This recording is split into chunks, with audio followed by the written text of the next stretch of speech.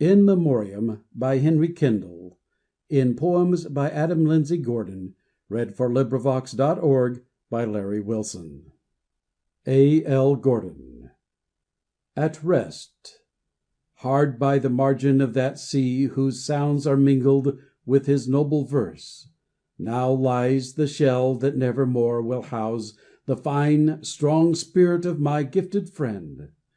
Yea, he who flashed upon us suddenly a shining soul with syllables of fire, who sang the first great songs these lands can claim to be their own, the one who did not seem to know what royal place awaited him within the temple of the beautiful.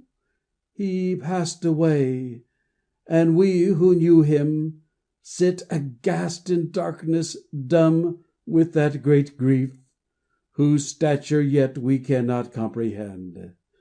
While over yonder churchyard, hearsed with pines, the night wind sings its immemorial hymn, and sobs above a newly covered grave. The bard, the scholar, and the man who lived that frank, that open-hearted life which keeps the splendid fire of English chivalry from dying out. The one who never wronged a fellow man. The faithful friend who judged the many, anxious to be loved of him, by what he saw and not by what he heard, as lesser spirits do. The brave great soul that never told a lie, or turned aside to fly from danger, he, I say, was one of that bright company this sin-stained world can ill afford to lose.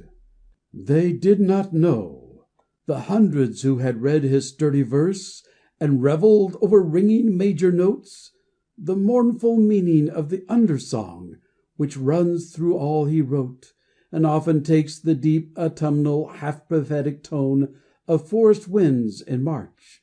Nor did they think that on that healthy-hearted man there lay the wild specific curse which seems to cling forever to the poet's twofold life.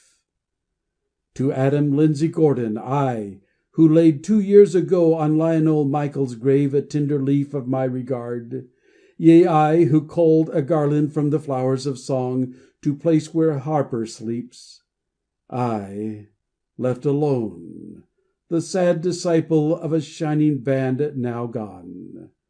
To Adam Lindsay Gordon's name I dedicate these lines, and if 'tis true that past the darkness of the grave the soul becomes omniscient, then the bard may stoop from his high seat to take the offering, and read it with a sigh for human friends, in human bonds, the grey the human griefs, and grey with human griefs. And having wove and proffered this poor wreath, I stand to-day as lone as he who saw a night fall through the glimmering moony mists, the last of Arthur on the wailing mere, and strained in vain to hear the going voice. Henry Kendall. End of poem. This recording is in the public domain.